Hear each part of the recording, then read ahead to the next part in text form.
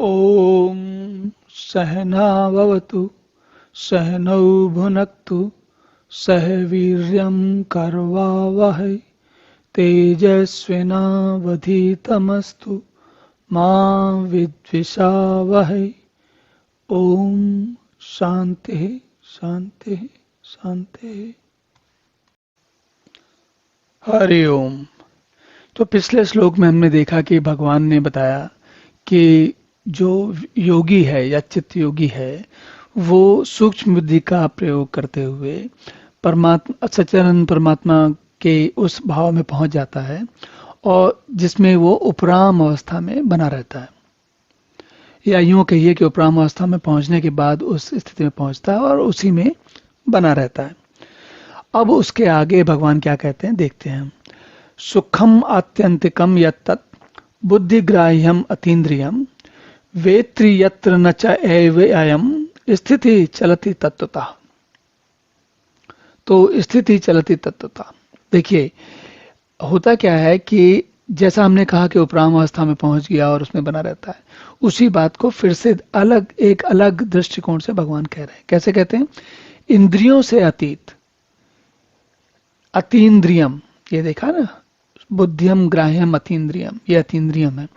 तो इंद्रियों से अतीत और शुद्ध सूक्ष्म बुद्धि, बुद्धि ग्राह्यम, बुद्धि से सूक्ष्म बुद्धि से ग्राह्य हुआ, शुद्ध ग्रहण करने योग्य, बुद्धि ग्रहण मतलब बुद्धि ग्रहण के द्वारा ग्रहण करने के योग्य, ऐसे आनंद को प्राप्त करके, और ये आत्यंतिकम सुख है।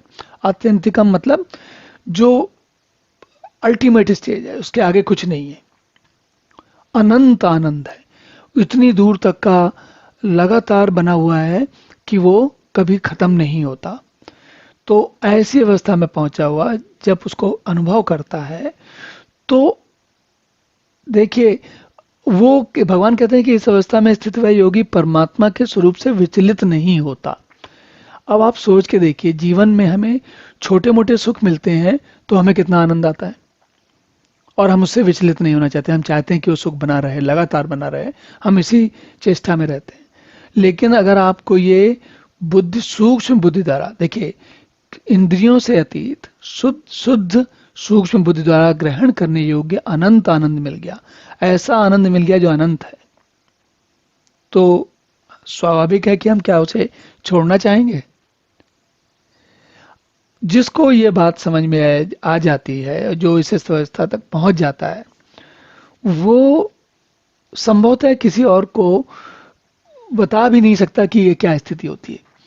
और इसको जो ये इंद्रियों से अतीत सूक्ष्म बुद्धि द्वारा ग्राह्य अनंत आनंद है, इसमें पहुंचने के लिए ध्यान योगी जो कुछ पीछे बताया गया वो सारा करता आता है।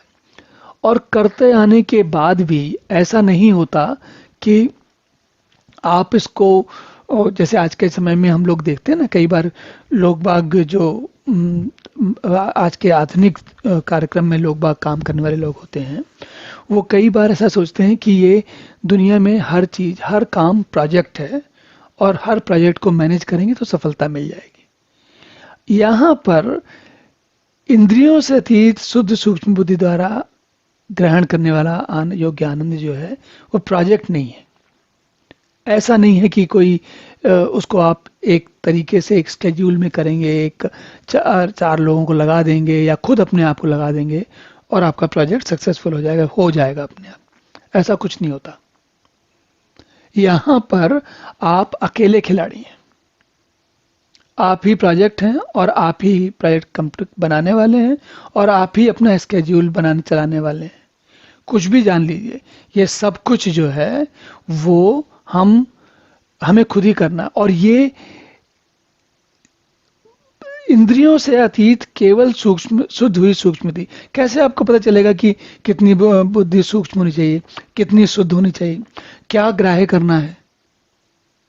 तो ये जानना ध्यान योग की प्रक्रिया से धीरे धीरे अलग अलग स्तरों पर समझ में आता है। इंद्रियों से अतीत, इंद्रियां अगर ना छूटें तो आप ध्यान में नहीं बैठ पाएंगे। छूटे मतलब ऐसा नहीं कि आपको आंखों से दिखना बंद हो गया, ना नाक से महक आना बंद हो गया वगैरह वगैरह, उसकी बात नहीं हो रही है।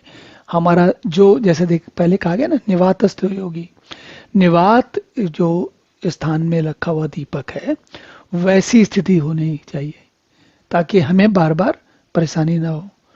और ये देखिए, स्थिति चलती तत्वता, ऐसी स्थिति में रहने के बाद, पहुंचने के बाद, फिर इस स्थिति से चलता नहीं, आगे नहीं बढ़ता, उसी में बना रहता है। अब इसके बाद अगला श्लोक देखते हैं। ओम पूर्णमदः पूर्णमिदं पूर्णात् पूर्णमुदच्यते पूर्णस्य पूर्णमादाय पूर्णमेवावशिष्यते। ओम शांति शांति शांति।